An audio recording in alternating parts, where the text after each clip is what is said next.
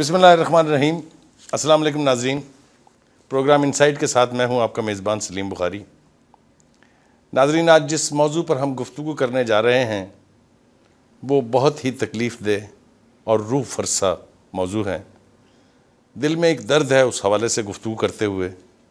मुसलमानों के साथ बर्मा में जो कुछ हो रहा है वो किसी से पोशीदा नहीं है, लेकिन इस्लामी ममालिक के लोगों का और वहाँ के हुक्मरानों का ज़मीर है कि जाग के नहीं दे रहा। और बर्मा में दिन ब दिन मुसलमानों का कत्लेआम, उनकी ख़वातीन की आबरू रेज़ी और बहुत से ऐसे घिनौने क्राइम हैं जो वहाँ की हुकूमत कर रही है। जुल्म व सितम का ये सिलसिला तो 1962 में फ़ौज के इक़्तिदार पर कब्ज़ा करने के बाद शुरू हुआ था और जनरल नेविन के दौर में ये अपने अरूज को पहुँचा और आज तक जारी हैं। बर्मा से आए हुए हमारे 3 मेहमान जो इस वक्त दर हकीकत जमात इस्लामी के मेहमान हैं, वो बर्मा से अपनी जान बचाकर बांग्लादेश पहुँचे और बांग्लादेश से जेल काटने के बाद किसी न किसी सूरत पाकिस्तान तशरीफ़ लाएँ। मैं उनका तारफ़ करा देता हूँ आपसे। मेरे साथ तशरीफ़ रखते हैं नूर हुसैन अरकानी साहब। अरकानी उस सूबे का नाम है जहाँ मुसलमानों की अक्सरियत है, जहाँ 350 साल से ज़्यादा मुसलमानों ने हुकूमत की और आज वहाँ पर उन्हें न सिर्फ अक़लियत बना दिया गया है बल्कि उनकी जान, माल और इज़्ज़त कुछ भी महफूज नहीं है। उनके साथ तशरीफ़ रखते हैं मोहम्मद तकी रशीद साहब। इनका ताल्लुक़ भी अरकान से है। और उनके साथ मौजूद हैं अब्दुल रऊफ़ साहब, ये भी अरकान से हैं। और इनकी मुआवनत के लिए मेरे साथ तशरीफ़ रखते हैं जमात इस्लामी के बड़े सरकर्दा रहनुमा, जो एक बहुत मज़बूत आवाज़ और ख़ास तौर से मुसलमानों की कॉजेज़ जहाँ जहाँ भी हैं उसके लिए भरपूर अंदाज से आवाज़ बुलंद करने वाले जनाब फ़रीद प्राचा साहब। और उनके साथ तशरीफ़ रखते हैं जनाब अब्दुल गफ़ार अज़ीज़ साहब, जो जमात इस्लामी के अमूर ख़ारजा के डायरेक्टर हैं। तो इनसे भी हम गुफ्तगू करेंगे। तो गुफ्तगू के आगाज़ में मैं चाहूँगा कि हम नूर हुसैन साहब से ख़ुद उनकी ज़बान में सुने। और दूसरी बात यह है कि वो उर्दू बोलते हैं, इसलिए कि उर्दू और फ़ारसी आज भी अरकान में बाकायदा एक मज़मून के तौर पर पढ़ाई जाती है। हमारे तीनों मेहमान उर्दू में गुफ्तगू कर सकते हैं। ज़ाहिर है उनकी फरावानी वो तो नहीं होगी जो हमारी है, लेकिन आप उनसे बराए रास्त सुन सकते हैं कि बर्मा में, जिसको अब म्यांमार कहा जाता है, वहाँ मुसलमानों पर बीत क्या रही है। जी नूर हुसैन साहब, आप हमारे नाज़रीन को ये बताइए किस कैफियत से दो चार हैं अरकान के लोग। अरकान के लोग अभी फ़िलहाल 1962 से जनरल नेविन ने जब बर्मा को कब्ज़ा कर लिया, उस वक़्त से अरकान से मुसलमानों को इनखला करने के लिए बाकायदा तरतीब के साथ, हिकमत अमली के साथ वक्फ़ा वक्फ़ा से मुसलमानों को क़त्ल आम, तशद्दुद, जुल्म सितम, इसका कोई ऐसा चीज़ नहीं है वहाँ नहीं कर रहा है। और कोई ज़िंदगी की बुनियादी सहूलत भी आपको हासिल नहीं है वहाँ। में इंसान होने के नाते पे जो इंसानी हुकूक जो इंसानों को होना चाहिए वो किसी किस्म का चीज़ का सहूलत वहाँ हासिल नहीं मुसलमानों को। अल्लाह के बैल बकरियाँ वहाँ मुसलमानों ने कहती पालते हैं। वो बर्मा दरिंदा फ़ौज आके उस वक़्त उनको ऐसे उठा के लेके जाता है अपने मर्ज़ी के मुताबिक। उसका किसी को पूछने का कोई ज़रूरत नहीं, अगर कोई भी उसको पूछ-गुछ करने का सवाल ही पैदा नहीं होता। और मुर्गियाँ अपने हर घरों से बाकायदा हर महीने महीने में उनको घाटी बोलता है उनका मिलिट्री का, फ़ौजियों का, वहाँ पहुँचाना पड़ते हैं। और वहाँ में कोई बाहर बर्दारी का काम लेने का कोई न गाड़ी है, टेलीफोन को हाथ नहीं लगा सकते आप। टेलीफोन तो वहाँ है नहीं, वहाँ तो टेलीफोन तो मुकम्मल पाबंदी है। बांग्लादेश के चैनल के तरफ से अगर वहाँ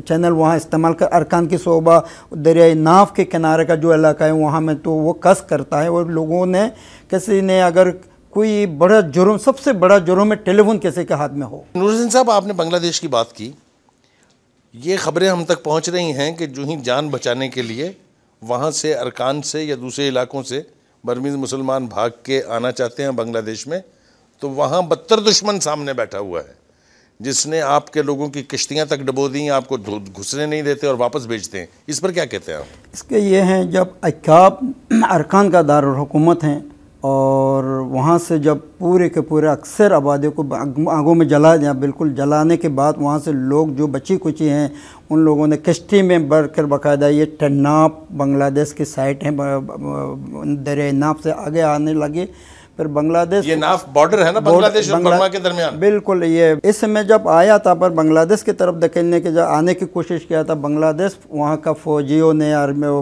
BDR कहते हैं, BDR वहाँ का सरहदी जो यहाँ का पाकिस्तान में रेंजर कहते हैं, उन लोगों ने किसी को भी यहाँ आने नहीं दिया। सब लोगों को बहरहाल बहुत मेहनत किया, बहरहाल इतना पैर तक पकड़ा, पैर जो पकड़ने के बावजूद भी हमें पाना देना, हम लोगों को वहाँ में मुसीबत है, ये तमाम सूरत हाल बताने के बावजूद उन लोगों को यहाँ हुक्मरानों ने बाकायदा इसको किसी को इजाज़त नहीं, पाना नहीं दिया। उन लोगों ने पे वापस धकेल दिया उसे कश्ती। वो जून जुलाई में वहाँ में बरसात है, शदीद बरसात है अभी वहाँ।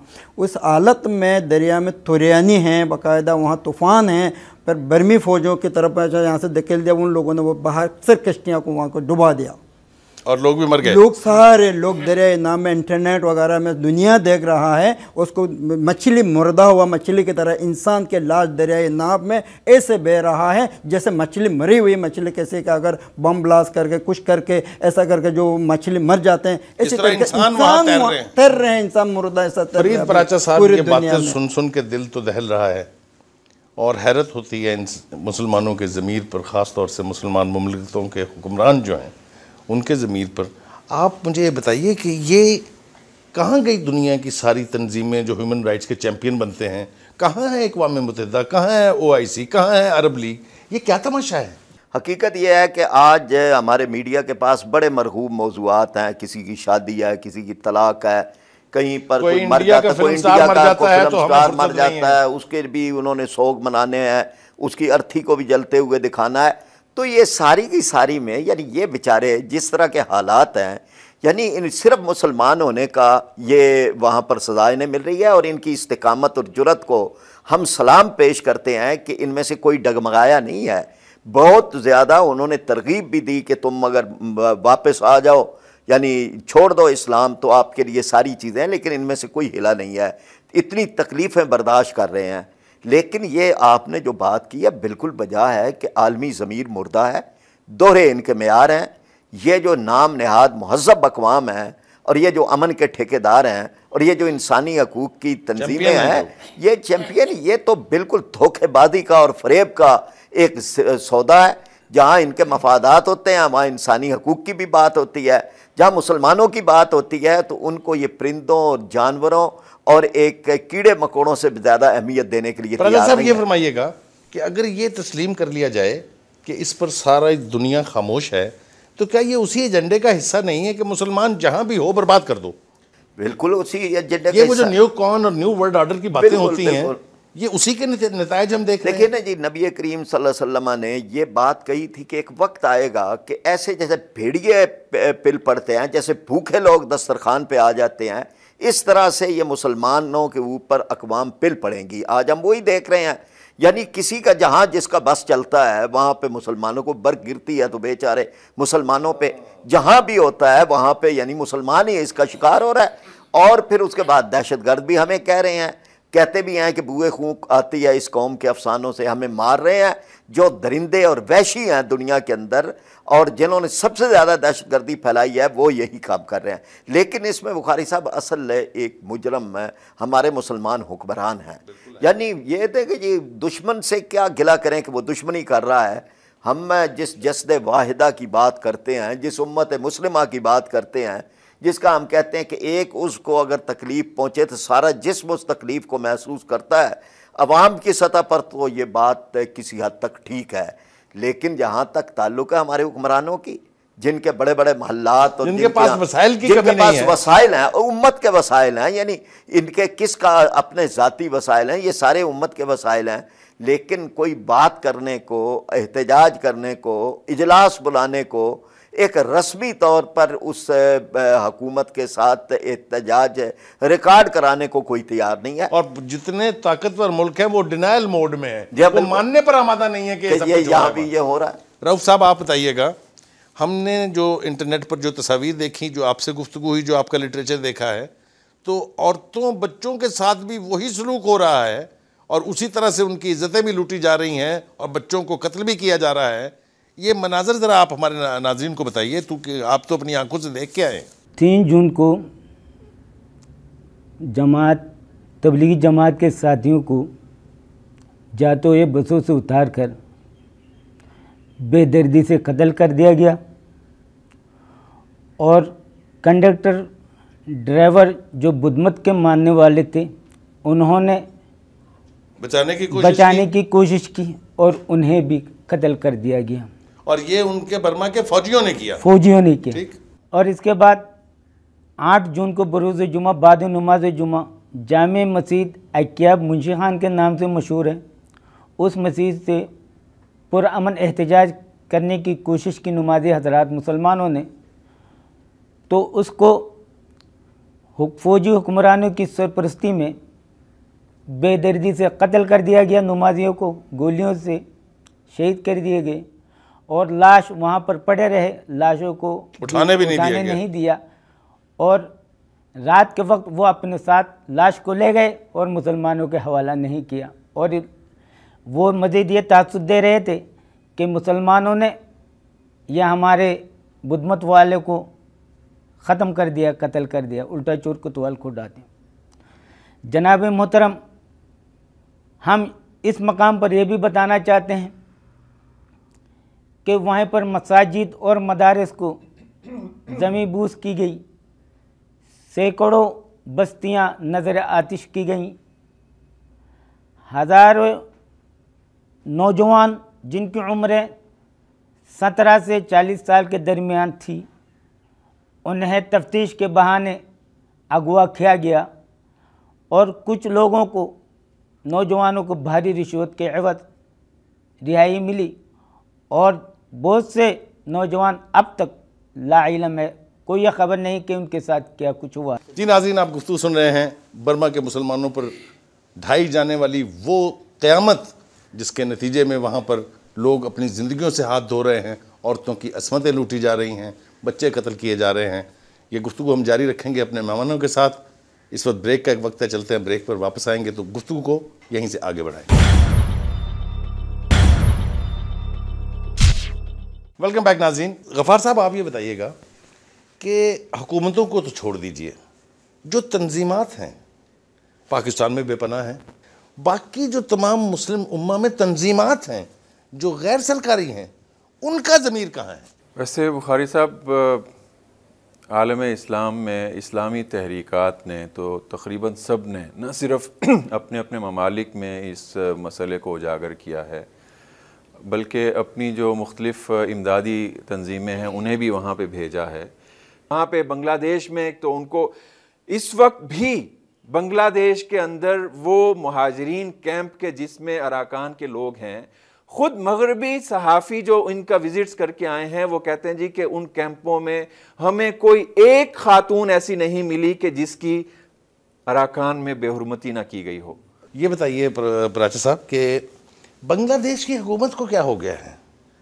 वो पाकिस्तान के साथ तो खैर जो कर रहे हैं उसको तो एक बड़ा मौजू है, उसके ऊपर तो हम एक प्रोग्राम अलहदगी से करेंगे, लेकिन ये बांग्लादेश के ये हुकूमत मुसलमान है, अवाम मुसलमान है, मुसलमान जान बचा के भाग के आ रहे हैं, पनाह देना इस दीन का हिस्सा है। ये क्या बेहिसी है, इसको आप कैसे देखते हैं? सब मरे जब हुकूमतें उस अवाम की मर्जी की नहीं होती और बाहर की ताकतों के अनपॉपुलर और बाहर की ताकतों के सहारे उनके इक़्तिदार बने होते हैं, जैसे हसीना वाजद का इक़्तिदार भारत और अमेरिका के सहारे वो कायम हुआ है।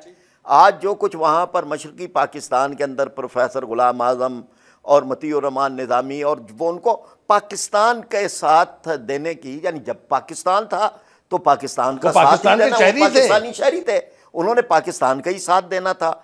जुर्म तो उन्होंने किया जिन्होंने पाकिस्तान के टुकड़े किए, जिन्होंने उसके खिलाफ गद्दारी की। तो अब ये कि उस जुर्म की सजा जो है वो आज वहाँ पर उनको दी जा रही है। आप ये कह रहे हैं कि ये एक तसलसल है, वहाँ भी एक तसलसल है। और इसका यानी ये यहाँ बांग्लादेश में तो शायद जैसे भी कैंप हैं, जो बर्मा वगैरह में कैंप बनाए गए हैं कुछ थोड़े बहुत अकियाब में, हिंदुओं ने भी बाज़ बनाए और वहाँ पर खिंजीर का गोश्त जो है वो मजबूर किया जाता है मुसलमानों को, और शराब जो है वो पीने पे मजबूर किया जाता है। लेकिन अल्लाह का करम है कि कोई मुसलमान भी चाहे वो भूखा मर जाए लेकिन ये नहीं करेगा कि वो खंजीर का गोश्त खाए या वो शराब पिए। ये जो सारी बेहिसी है आलमी ताकतों की, इंसानी हकूक़ की तंजीमों की, यूएनओ की, उसके बढ़कर मुसलमान हुक्मरानों की, और फिर उसके बाद तंजीमों की, आपने सही कहा है, यानी ये तंजीमें जो मुसलमानों के वोट लेती हैं पाकिस्तान के अंदर ही, यानी है ठीक है कि आपके नुक्ते नज़र कोई भी हो, लेकिन मुसलमान आपके भाई हैं। जिस तरह सबसे बड़ा रिश्ता तो मुसलमान होना का है। और ये कि कभी हम पर अल्लाह ना करे कोई वक्त आए तो हम भी ये तवक्को रखेंगे कि सारे मुसलमान हमारा साथ दें। यही एक रिश्ता है। ये फिर इंसान होने का रिश्ता तो है ना जी। दुनिया के अंदर इंसान होने के नाते जो है वो तावन करते हैं। हमने यानी जब जापान में ये सुनामी और ये हुआ है, जमात इस्लामी ने, अल खिदमत फाउंडेशन ने और भी कहीं दुनिया के अंदर होता है, हम यहाँ से करते हैं तावन, इमदाद करते हैं, इसलिए कि जब मुश्किल का वक्त हो तो फिर वो मजहब असल मुसलमान की पहचान और उसका इम्तिहान तो यही है, बिल्कुल, जब दूसरे मुसलमान तकलीफ में हो तो वो तो बिल्कुल इसी तरह से। इसमें बुखारी साहब एक थोड़ी सी ये बात भी इजाफा करने की है कि ये कत्ले आम उस पूरे इलाके में जहाँ पे भी मुसलमान हैं उनको वहाँ से बिल्कुल सफाया कर दिया जाए। आप हो सकता है मज़ीद चंद रोज़ के बाद दुनिया कहे कि ये ख़बर अब हमारे सामने आई है, कल से खुद भारत में भी उनके सूबा आसाम में फिर से हिंदू मुसलमान झगड़े और फसादात शुरू कर दिए गए और 19 अफराद और आलमी साजिश कहूंगा मैं। जी बिल्कुल, यानी मुसलमान को जो है उनका कत्लेआम किया जाए, उनको तबाह बर्बाद किया जाए, उनको बेघर किया जाए। आज दुनिया के अंदर यानी आप देखिए कि दुनिया के अंदर अगर खैमा बस्तियाँ हैं तो मुसलमानों की हैं, इसके अलावा किसी की नहीं है। महाजरों की शक्ल में रह रहे हैं तो मुसलमान रह रहे हैं, बेघर हुए हैं तो मुसलमान हुए हैं। नूर हुसैन साहब आपके पास आता हूँ वापस। ये बताइएगा कि बांग्लादेश में आप लोग भी रहे और जेल को भुगती आपने, वहाँ पर जिन लोगों को किसी न किसी सूरत आने दिया जाता है या वो पहुँच जाते हैं अंदर, उनके साथ क्या सलूक हो रहा है? वहाँ बांग्लादेश में तो ऐसे हैं और खाने के लिए लोग वक्त कम मोहताज हैं, क्योंकि वो कुछ पहले से 5 लाख रिफ्यूजी बांग्लादेश में ऑलरेडी रोहिंग्या मौजूद हैं 1990 से। के रोहिंग्यास जो हैं वो 5 लाख मौजूद हैं अभी भी ऑलरेडी अक़वाम मुत्तहिदा के लिस्ट के मुताबिक वहाँ को राशन दे रहे हैं। गंदुम खेम में दुंदुम्या, दोनों ठन्ना आपके साइड में दुंदुम्या है, गंदुम बालोकाली उसके कैंप के बराबर में, वहाँ में 5 लाख मुहाजिर अभी भी ऑलरेडी वहाँ मौजूद हैं। वहाँ बाकायदा उनका अक़वाम मुत्तहिदा राशन दे रहे हैं। उसको बाकायदा बांग्लादेश का वज़ारत ख़ारिजा रेंगून गवर्नमेंट के पास जाके उसके तबादला करने के लिए गया था। शेख हसीना वाजिद वज़ीर आज़म वहाँ का वो गया था, वो किसी को इनकार वापस लेने का बर्मा हुकूमत ने बात ही नहीं किया। बोला जो 2 आदमी गया था मियाँ बीबो, 2 आदमी उसी का तमाम रिकॉर्ड हमारे पास है, वो लेंगे। वहाँ पर जितने बच्चा जो कुछ भी पैदा हो किसी को हम नहीं लेंगे। फिर वो वंसन शोशी वो वक्त नज़रबंद था, बाकायदा उससे मुलाकात करने के लिए टाइम मांगा था शेख हसीना वाजिद साहिबा ने, पर उनको भी बाकायदा मिलने का टाइम नहीं दिया। अभी जो वहाँ में बांग्लादेश में भी मरदमशुमारी करके 30,000 बरकानी रोहिंग्या मुसलमान आबादियों से गाँव से निकाल के बालोकाली गंदुम कैंप के एक साइड में रखी हुई हैं। ना अक़वाम मुत्तहिदा राशन दे रहे, ना बांग्लादेश उनका कोई सरपरस्ती कर, वो रब ही जानते हैं किस तरीका करके जिंदा रहे। रब साहब आप ये बताइएगा कि आपके वहाँ यानी बर्मा में, म्यांमार में कोई तंजीम है आपकी जो नुमाइंदगी करती है वहाँ के मुसलमानों की? बर्मा के अंदर मुसलमानों तक एक अखबार जो वहाँ की छपती हो वो पूछना, वो मुसलमानों के हाथ में होना, वो जुर्म अजीम है।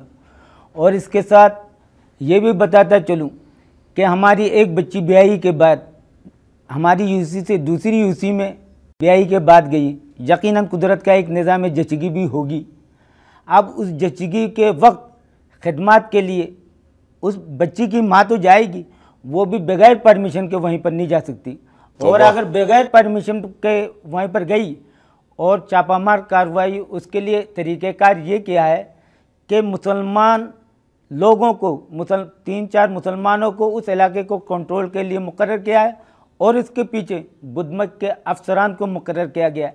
अगर ये सच में पूछी से काम ले और बुधमत वाले को पता चल जाए तो उसकी सज़ा इस तरह है जो देखने के साथ ताल्लुक़ है, सुनने के साथ नहीं। हमारे उस मुसलमान भाई को इस तरह सज़ा देते हैं कि दरख्तों में ले जाकर ये हाथों में कील ठोंसे जाते हैं और बहुत दर्दनाक अज़ियतनाक सज़ा दी जाती है। तो उसमें अब मुसलमान तंजीमों का उजागर होना अपने आप को हिलाकत में डालने की मुतरादिफ है। हाल ही में हज़रत इस्लाम की पहली शहीदा हज़रत सुमैया रज़ी अल्लाह ताला अन्हा कि उनके वाक़यात हम बहैसियत मुसलमान अपनी ज़ुबान में लाने से शर्म महसूस हो रही है। इनकी तारीख़ को भी मात कर दी है। मंगडू शहर है, उसके अतराफ में एक इलाका शिकदार पाड़ा है, वहाँ एक गवर्नमेंट हाई स्कूल है।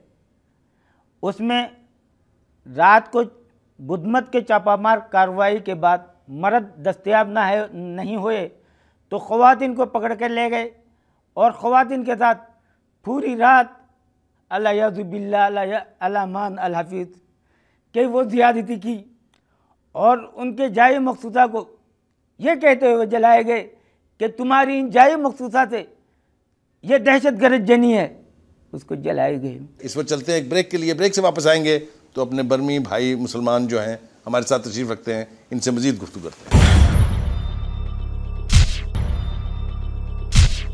वेलकम बैक नाज़रीन, गुफ्तगू कर रहे हैं बर्मा के मुसलमानों पर जो दहशतनाक अंदाज से जुल्म और सितम की दास्तान हो रही है, रकम की जा रही है और आने वाले वक्त में एक मिसाल बनेगी। ये हम ख्वाहिश करते हैं कि हमारे मुसलमान ममालिक के हुक्मरान उनकी आंखें खुलें, वो आवाज़ बुलंद करें हर उस फोरम पर जो भी मैसर है उन्हें।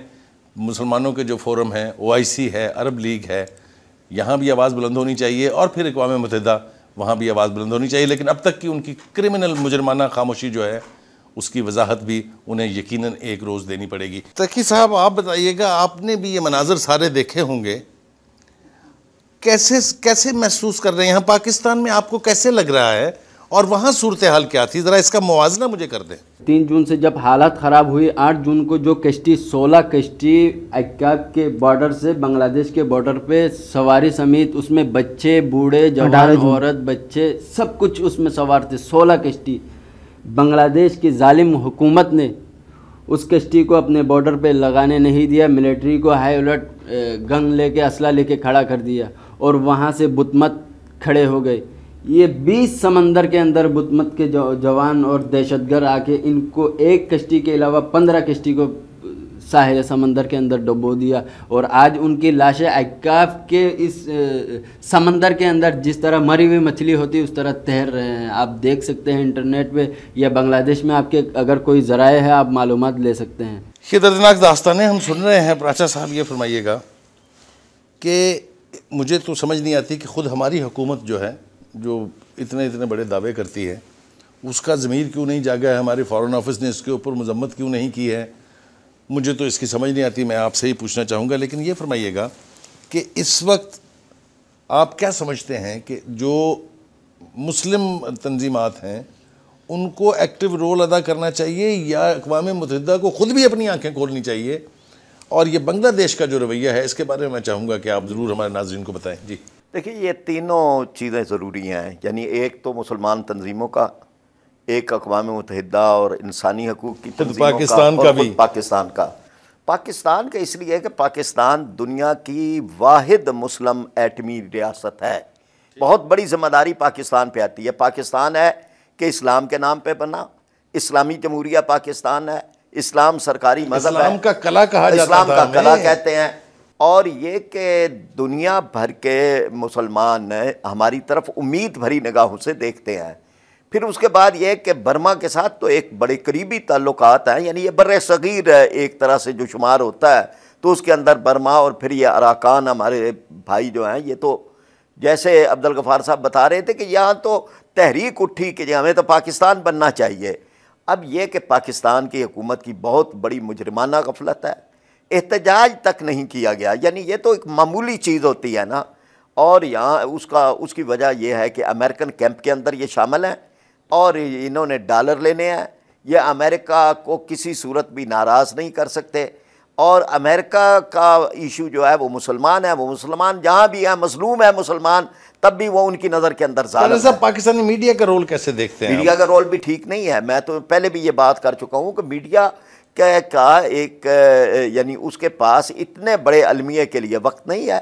उसके पास वक्त जो है वो दीगर ऐसी चीज़ों के लिए कि जो उनकी कोई अहमियत नहीं है, उनके लिए तो उनके पास वक्त है, भारतीय अदाकारों के लिए है। लेकिन ये कि इतने बड़े अलमिये पर हमारे मीडिया ने किरदार सही नहीं अदा किया। हम आपके तवसत से उनको ये कहेंगे कि जिस तरह वक्त टीवी ने एक बहुत अच्छा आपने एक एक्सक्लूसिव प्रोग्राम दिया है, ख़ास उनको इससे मामला उजागर होता है, इनकी आवाज़, यानी ये वहाँ से आए हैं, कोई जिस दर्दनाक अंदाज से उन्होंने बयान किया है, रूह कांप उठती है। ये जो होता है कि जो चले और कुछ नहीं तो मजलिस शाम गरीबा ही सही, आदमी बयान तो अपना गम कर ले, तो ये गम बयान करने के लिए इसी तरह दिलासा तो दे दे, दिलासा देने से आधा गम रह जाता है, तो दे दे। और जो अक़वाम मुत्तहिदा का और ये इंसानी हकूक़ की तंजीमों का, इनके तो बड़े घनौना किरदार है ना, कि यानी इसमें बिल्कुल एजेंडा भी उतना ही घनौना, एजेंडा बिल्कुल घनौना है, इनका एजेंडा घनौना है।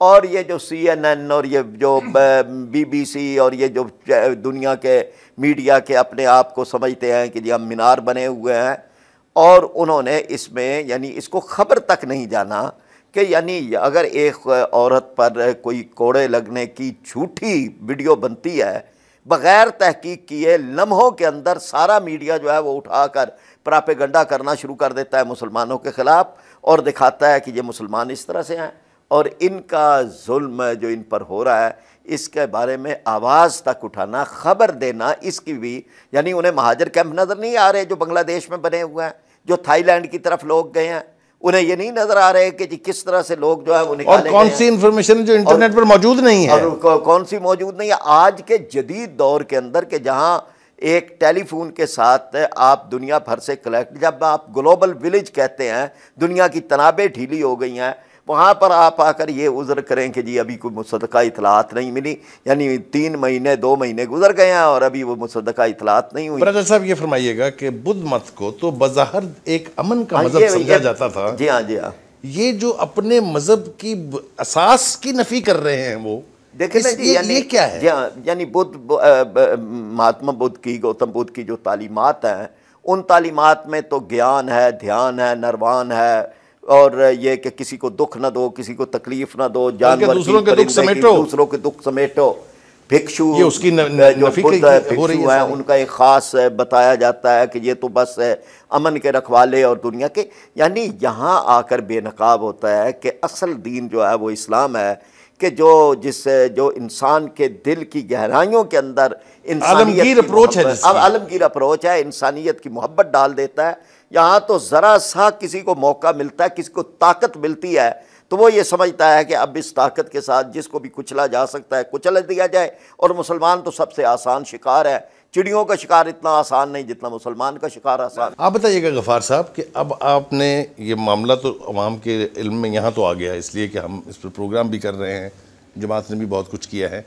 आप देखते हैं उमूर ख़ारजा का शोबा, इसकी प्रोजेक्शन के लिए, इस मामले को दुनिया के इल्म में ढंग से लाने के लिए या इसकी सही मंजर कशी करने के लिए आपका शोबा क्या कर रहा है? जी, उसमें एक तो जैसे मैंने अर्ज़ किया कि तकरीबन तमाम इस्लामी तहरीकों ने अपने अपने ममालिक में इस हवाले से कई प्रोग्रामात किए हैं, और इस वक्त जो लीडिंग चैनल्स हैं, TV चैनल्स आलम अरब में भी, आप नाम ले लें या ना लें, उन सब में भी ये इशू अब डिस्कस हो रहा है।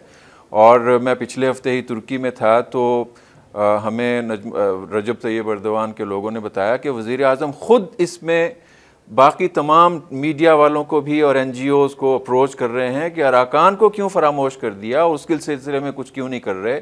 और अभी आप जानते हैं कि इसी रमज़ान में मक्का मुकर्रमा में उन्होंने एक इस्लामी सरबराही कॉन्फ्रेंस कॉल की है, और उसमें हम कोशिश कर रहे हैं कि ख़ास तौर पे इस वक्त आप देखें तो मराकश और ट्यूनिस और लीबिया, मिस्र, सूडान, यहाँ पे इस्लामी तहरीकें हुकूमत में हैं, उनसे हमने अप्रोच किया है। वो सरबराहान हुकूमत भी इंशाल्लाह वहाँ पे उस सरबराही कॉन्फ्रेंस में इस इशू को उठाएंगे।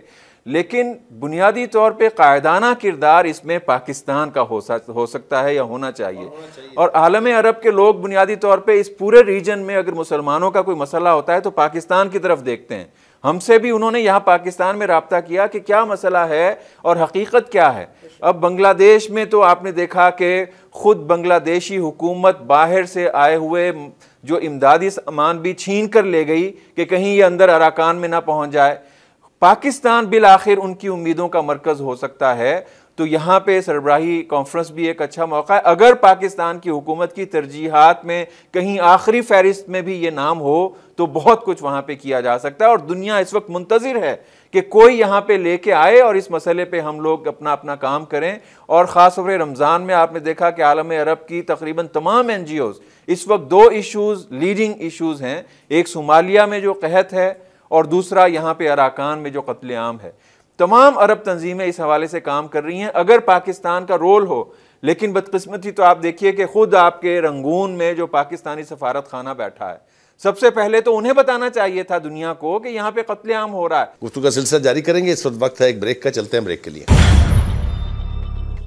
वेलकम बैक नाज़रीन, गुफ्तगू हम कर रहे हैं बर्मा में होने वाले मजालम जो मुसलमानों के खिलाफ ढाए जा रहे हैं। जी नूर साहब, आप ये बताइएगा, नूर हुसैन साहब, के ये आगाज़ तो आपने बता दिया कैसे हुआ, क्या चाहते क्या हैं वो आपसे? सिर्फ ये चाहते हैं कि आप मुल्क छोड़ के चले जाएं? तन फ़क्तन ये जुल्म करने का मकसद यही है, ये मुसलमान यहाँ से इनखला हो जाएँ, ख़त्म हो जाए। 1900 तकरीबन 88 से उस वक़्त 40 लाख मुसलमान बर्मा में था, और अभी भी वही कीमत बढ़ने के बजाय अभी 1988 से अभी कितनी अरसा गुजर गया, तकरीबन 10-20 साल में वही तादाद है, क्योंकि वहाँ में वक्तन फ़क्तन कत्ल गारत करके बाहर जो मुल्क छोड़ने के लिए मजबूर कर देते हैं तरह तरह बहाना से। वो मेन मकसद यही है अरकान से मुसलमान को इनखला करके बुद्धमतों को अक्सरियत करें, क्योंकि इसको यहाँ कोई पुरसनहाल ना हो किसी मुल्क से। तो वहाँ से मीडिया तो है नहीं, अभी तो इंटरनेट के ज़रिए तो ये कत्लाम वगैरह जो हुआ इंटरनेट के ज़रिए से लोगों को तक ये पहुँचा, पता चला। और 1942 में इससे डबल रेडेबल सीडेबल लोगों को कत्ल किया। कोई दुनिया का कोई कोने, कोई आलम इस्लाम, कोई दुनिया का NGO, कोई अक़वाम मुत्तहिदा, उसका कोई खबर ही नहीं है। अरकान में तो कोई इसी मुसलमानों को नहीं, किसी दुनिया अक़वाम मुत्तहिदा को भी जाने का पाबंदी है। अभी तो बड़ा मजबूरी के साथ उन लोगों ने प्रेशर डाल के अक़वाम मुत्तहिदा वाला को अभी वहाँ जाकर थोड़ा वो यूएनओसीआर वाला को काम करने दे रहे हैं। मुसलमानों को उसमें भी कोई मुसलमान नहीं है, कोई मुसलमान नहीं है, कोई भी। अभी वहाँ तो ये सब प्लान चला रहे हर जगह जगह मुसलमान। तो वहाँ तो एक बगैर पर्दा औरत, उसके पर्दा तो पूरे पठान बुरका होते हैं औरतों को, इसके साथ छात्री होते हैं, इतने पर्दा का पाबंद है वहाँ अरकानी मुसलमानों को औरतें। अभी इन लोगों को दिखाते, फिल्म दिखाते, देखे मिस्र देखो, ये तुम्हारे मुस्लिम ममालिक है, अरब दौलत में, दुनिया में, तुर्की में, ये सारे मुस्लिम ममालिक, इन लोगों को औरतों कैसे चलते, तुम क्यों इतना पर्दा करते हो? मुसलमानों को बेपर्दगी के लाने के लिए वहाँ में अभी वो शादी ब्याह नहीं हो सकता है, शादी गवर्नमेंट के बगैर परमिशन। और कोई अगर मियाँ मर गया, उसको शोहर को अगर वो बेवा हो गया, उसको कभी इजाज़त नहीं शादी करने के लिए। उसको ऐसे करके वो मर्द, फौजियों ने ये करते हैं, अल्ट्रासाउंड करते हैं औरतों को, जो हमला को फौजियों ने बाकायदा उसको ज़िंदगी में बच्चा पैदा करने का हिम्मत ही ना करें, ऐसा बेदर्दी के साथ देते, बेइज्जती आबरू के साथ ऐसा ये करते हैं। इसलिए ऐसा करके वहाँ से मुसलमान को पैदावार कम हो जाए और मुसलमान जो है वो उसको ख़त्म किया जाए। अरकान मुसलमानों को अक्सरियत को ख़त्म करके बुद्धमत को अक्सरियत बनाया जाए, अक्सरियत कर किया जाए। पर अरकान ये मालामाल मुल्क है, ये दुनिया में वाहिद मुल्क कितना है अरकान, वो दुनिया में 6 महीना मेहनत करने के बाद 6 महीना बैठ कर खाते हैं, क्योंकि ज़रख़ीज़ ज़मीन है।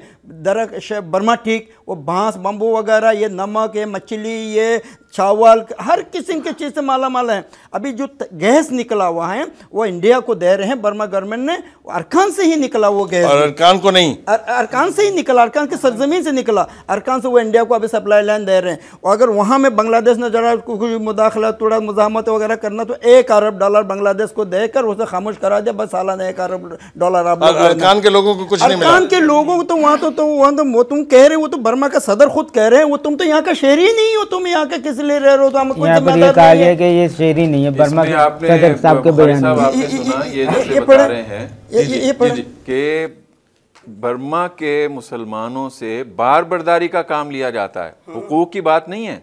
कहते हैं जी कि वहाँ पे कहीं पे पूरी उस रियासत में गधा घोड़ा नहीं पाया जाता, बार बर्दारी का काम लेना होता है तो मुसलमान आबादी से जाके लोगों को पकड़ लाते हैं और उनसे काम लेते हैं, और कुली और उनके जरिए, क्योंकि और ज़रूरत नहीं है। यहाँ पे ये जो इलाका, आपने इनकी इस बात से ख़ास तौर पे नोट किया होगा, इंतहाई ज़रखेज़ और मादनी वसाइल से माला माल मुल्क है। तेल वो अस खुद ज़मीन से उबल रहा है। अगर इस इलाके से यहाँ पे इस मुसलमान अक्सरियत की मौजूदगी में यहाँ पे तरक्की होती है तो उसका फ़ायदा मुसलमान आबादी को पहुंचेगा। इसलिए मुसलमानों को तो हर सूरत में यहाँ से वहां से निकालना किया जाए और फिर उसके बाद मादनी वसाइल को अमेरिका के हाथ। रऊफ साहब, आप ये बताइएगा कि ये जुल्म सितम की दास्तान तो ना ख़त्म होने वाली है, एक तवील अरसे से जारी है, दिल दुखता है, हर मुसलमान का दिल दुखना चाहिए। आप ये बताइए कि वहाँ का मुसलमान आज भी उतना ही मजबूत इस्लाम के साथ जुड़ा हुआ है जितना हमेशा से था, या कहीं कोई कन्वर्जन वगैरह हो रही है? कैसे देखते हैं आप सूरत हाल को? अल्हम्दुलिल्लाह, अरकान के मुसलमान माजी में जिस तरह मजबूत थे, आज भी वही मुस्तहकम और इस्तेहकाम के साथ वहीं पर पड़े हुए हैं। गैर मुस्लिम एनजीओज़ मुख्तलिफ बहाने से, अब जैसे हमारे भाई नूर हुसैन साहब ने बताया था कि बांग्लादेश पे जो मुहाजिर कैंप है वहीं पर मुस्लिम एनजीओज़ का दाखिला मना है। गैर मुस्लिम एनजीओज़ आकर उसमें मुसलमानों से ये कहते हैं, भाई आपके एक बच्चा इधर डाल दो, हम आपको खाना राशन वगैरह सब फराहम करेंगे। तो बाद लोग तो इंसान मरता क्या न करता, उसमें 100 में 1% समझ ले, वो अपने बच्चों के स्कूल भेजते हैं और स्कूल में जो हेड मिस होती है वो गैर मुस्लिम एनजीओज़ होने की हैसियत से मुसलमान औलाद को अपनी तरफ खींचने के लिए ये असेंबली जब लगते हैं तो उसमें वो अपने तराना वगैरह पेश करके ये कहते हैं कि बच्चों आँख बंद करो और कहो कि अल्लाह मियाँ मिठाई दे, तो वो मिठाई मांगते हैं। तो अल्लाह मियाँ वो रहमान वाली ज़ात है, वो तो उस वक्त तो देगा नहीं, वो देता नहीं है। बोलता है कि जो ना आप आँख बंद करें, दोबारा वो जो ना आँख बंद करो और कहो बाजी मिठाई दो, तो बाजी अपनी बैग से परस से निकाल कर मिठाई देती है। अल्हम्दुलिल्लाह अब तक 99% मुसलमान इस्लाम पर कायम है, भले जान चली जाए, हमें जो ना मुसीबत में मुशक्क़त में रखा जाए, फिर भी इस्लाम के साथ हमारी वास्तिगी रहना यह हमारे लिए काबिल फ़ख्र है। बल्कि बुखारी साहब इसके यानी कि अपोजिट हो रहा है। मुसलमानों की इन तमाम कोशिशों के बावजूद भी, इन कमिटमेंट, इसने खुद बुद्ध मत के लोगों को कन्वर्ट किया है। उन्होंने फिर स्टडी किया, उनके जो पढ़े लिखे लोग हैं, कि ये क्या चीज़ है कि जो इन्हें इनके दीन के साथ इतनी मुस्तहकम किए हुए है। तो उन्होंने फिर इस्लाम का मुताला किया, तो इनका हाल देखने के बावजूद अब बर्मा के दीगर इलाकों में बहुत सारे बुद्ध मत के लोग वो मुसलमान हो रहे हैं, इस्लाम कबूल कर रहे हैं। क्या ये भी एक वजह तो नहीं है इनके साथ ज्यादती की? लेकिन इस्लाम की जो असर पजीरी है उससे डर रहा है, खौफ है। तो पूरा वेस्ट भी डरता है, पूरा अमेरिका डरता है। ये 9/11 भी जो कुछ हुआ, ये जो कुछ वाकयात हुए, असल इसकी वजह तो ये थी कि इस्लाम की जो असर पजीरी थी, जो दिलों को जीत रहा था, जो वहाँ के काले मुसलमान हो रहे थे, जो वहाँ पर इस्लाम का दीन रहमत होना साबित हो रहा था, उसकी वजह से ये हुआ कि ये एक ताकि मुसलमानों पर जुल्म भी करो और मुसलमानों के बारे में तासुर भी ये दो कि ये तो दहशतगर्द है। यही यहाँ भी इनके साथ हुआ है। यानी एक तंजीम है माग, उनकी वो बाकायदा बदमाशों की बर्मा के अंदर तैयार की गई है मुसलमानों के कत्लेआम के लिए, यानी फ़ौज भी कर रही है, फिर एक दहशतगर्द तंजीम भी बनाई गई है, जिस तरह भारत में RSS है। जी हाँ, बिल्कुल।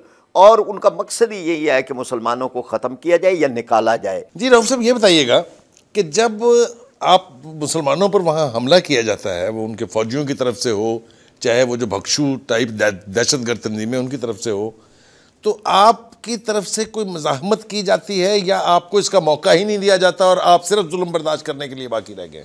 यहाँ पर जब भी हमारे ऊपर मजालिम ढाए गए हैं, पहले ये भी आपको बताते चलूँ कि बर्मा के अंदर इतना सख्त कानून है कि किसी के पास एक जो ना पिस्तौल होना ये जुर्म आदमी है मुसलमानों के। हाँ, बुद्ध मत वालों के पास अगर हो वो कोई तो कोई हर्ज नहीं। और इसके अलावा एक तेज़ दाव भी रखा जाए, ये बहुत बड़ा जुर्म आदमी है। बकरी या भेल पाला जाए, उसकी परमिशन के लिए भी ज़रूरत है। अब इन हालात में मुसलमानों के पास सिर्फ कलमा ला इलाहा इल्लल्लाह मुहम्मद रसूलुल्लाह सल्लल्लाहु अलैहि वसल्लम के सिवा और कोई हथियार नहीं है। मुसलमान इन मुशक्क़तों को सहते रहे और सहाबा किराम के वो अदवार को याद करके अपनी ज़िंदगियाँ बसर कर रहे हैं। इसके मुकाबले के लिए हमारे पास कुछ भी नहीं है। नूर साहब, आप कुछ कहना चाह रहे हैं? मुसलमानों को ये फौजी जो ऑपरेशन होते हैं, इधर उधर जाते हैं, नकल हरकत करते हैं, तमाम बार जारी मुसलमानों से लेते हैं। तमाम एक के पीछे एक फ़ौजी होते हैं, बाकायदा बोझ पेटों में होते हैं, ऑपरेशन में जाते हैं, एक एक महीने के लिए लेके जाते हैं, 15-15 दिन के लेके जाते हैं, कोई बगैर मुआवजा बर्मा फौजियों ने। अगर वहाँ कोई पहाड़ी इलाका है, जगह है, रास्ता है, अगर कोई किसी का पाँव फिसल गया, कुछ हो गया, गिर गया, उस वक़्त उसको वहीं मार देते हैं। उनको बासात उठाने के बजाय वल्लाही उसको वक़्त वहाँ मार देते हैं। मारने के बाद उसको पुरसनाल भी नहीं है। नाज़रीन, आप सुन रहे हैं गुफ्तगू उनकी ज़बानी जिन पर ये सब जुल्म सितम की दास्तानें रकम की गई हैं, जिन्होंने ये सब कुछ बर्दाश्त किया है, सब ह्यूमन कंडीशन में रहने पर मजबूर किया हुआ है अरकान के मुसलमानों को। और हम हैं कि आज पुकार के ये कह रहे हैं कि तमाम मुसलमान हुकूमतों को, उनके सरबराहों को और तमाम तंजीमात को यकसर एक साथ मिल के आवाज़ उठानी चाहिए और हर वो मुमकिन इक़दाम करना चाहिए जिससे इनकी दादरसी हो सके। ये मुसलमान होना इनका जुर्म नहीं है, ये इनका एजाज़ है। यही वजह है कि वो अपनी जानों के नजराने देकर अपने बच्चों और अपनी औरतों के कत्ले आम के बावजूद आज भी इस्लाम से उसी तरह जुड़े हुए हैं। प्राचा साहब ने खूबसूरती से इकबाल के एक शेर निस्फ पढ़ा था, मैं उसे पूरा कर देता हूँ कि रहमतें हैं तेरी अगयार के काशानों पर और बर्फ़ गिरती है तो बेचारे मुसलमानों पर। हम उम्मीद करते हैं कि हमारी हुकूमत का और तमाम मुसलमान हुक्मरान वक्त की ज़रूरत को महसूस करते हुए बर्मा के मुसलमानों के लिए और ख़ास तौर से अरकान के मुसलमानों के लिए एक साथ होके जो भी मुमकिन हो सकता है न सिर्फ उनकी मदद करेंगे बल्कि उन्हें वो मकाम दिलाने से पहले दम नहीं लेंगे जिसके वो मुस्तहिक हैं। इसके साथ ही अपने मेज़बान सलीम बुखारी को इजाज़त दीजिए। अल्लाह हाफ़िज़।